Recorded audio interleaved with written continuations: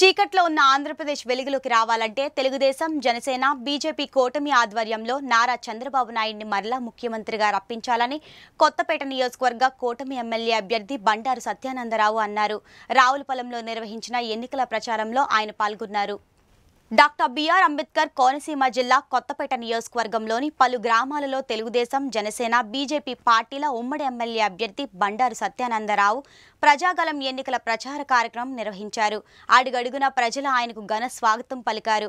కొత్తపేట గ్రామానికి చెందిన వైఎస్ఆర్ పార్టీకి చెందిన ప్రముఖ నాయకులు సలాది చిన్ని, ఆయన అనుచరులు తెలుగుదేశం పార్టీ తీర్థం పుచ్చుకున్నారు. వీరికి కొత్తపేట నియోజకవర్గ తెలుగుదేశం, జనసేన, భాజపా కూటమి ఎమ్మెల్యే అభ్యర్థి బండారు సత్యానందరావు కండువా కప్పి పార్టీలోకి ఆహ్వానించారు.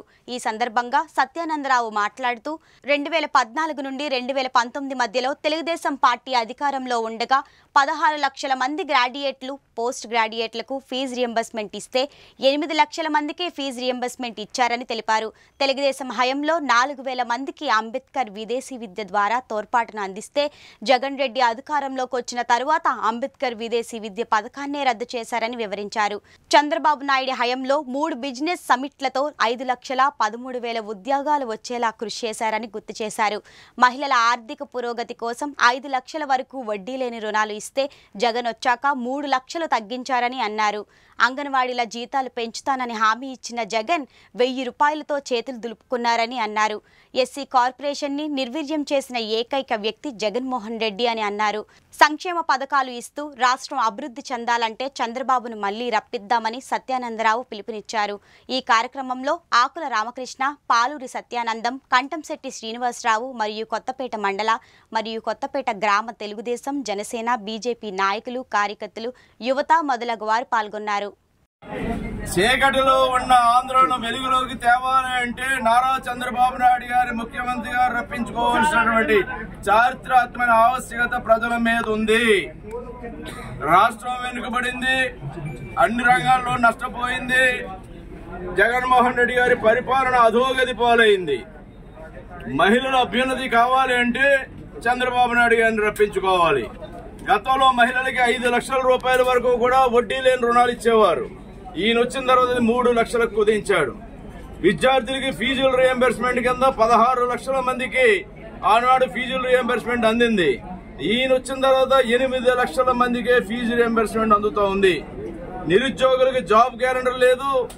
యువతకి ఏ విధమైన ఉద్యోగ ఉపాధి అవకాశాలు లేవు. రైతులు అభివృద్ధి చెందింది లేదు. ప్రభుత్వం రైతులను ఆదుకోవడానికి ఏ విధంగానూ కూడా కృషి చేసింది లేదు. ఈ విధంగా చూసుకుంటే ప్రధాన రంగాలైనటువంటి ఈనాడు ఏదైతే యువత, మహిళ, రైతు, అదేవిధంగా అందరూ కూడా నష్టపోయారు. దళితులు పథకాలన్నీ రద్దు చేసి దళితుల నోట్లో మట్టి కొట్టడం జరిగింది. బలహీన వర్గాలకు కూడా ఏ విధంగానూ కూడా వారిని అప్లిప్మెంట్ చేయడానికి చేసే కార్యక్రమాలు ఏవి కూడా అమలు చేయని పరిస్థితి. చంద్రన బీమా తొంగలో తొక్కారు. ఈ విధంగా చూసుకుంటే గత ప్రభుత్వంలో అమలు జరిగిన పథకాలు లేవు గాని నవరత్నాల పేరుతో బురిడీ కొట్టించడం తప్పితే ఈ ప్రభుత్వం సాధించిన ప్రగతి ఏమీ లేదు. ఈనాడు ఈ రాష్ట్రం బాగుపడాలి, రాజధాని రావాలి, పోలవరం ప్రాజెక్టు రావాలి, అందరికీ ఉద్యోగ అవకాశాలు పెరగాలి. ఆనాడు బిజినెస్ సమ్మిట్ పెట్టి సుమారు 5,12,000 ఉద్యోగాలకు చంద్రబాబు నాయుడు గారు ఆనాడు శ్రీకారం చుట్టడం జరిగింది. ఈనాడు ఏమున్నాయి? ఏమీ లేదు, అంతా శూన్యం.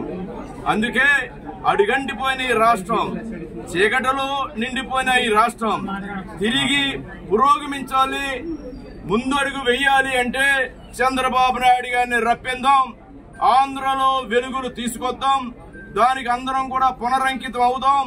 అందరూ కూడా ప్రజల్ని సమీకరించుకొని ఈ రాష్ట్రంలోని అరాచక పాలన జగన్మోహన్ రెడ్డి గారిని గద్దె దింపి ఎన్డీఏ కూటమిని గెలిపించుకుని చంద్రబాబు నాయుడు గారిని ముఖ్యమంత్రిగా రప్పించడం కోసం ప్రతి ఒక్కరూ ప్రతిని పూనాలని ఈ సందర్భంగా కోరుకుంటూ ఉంటారు.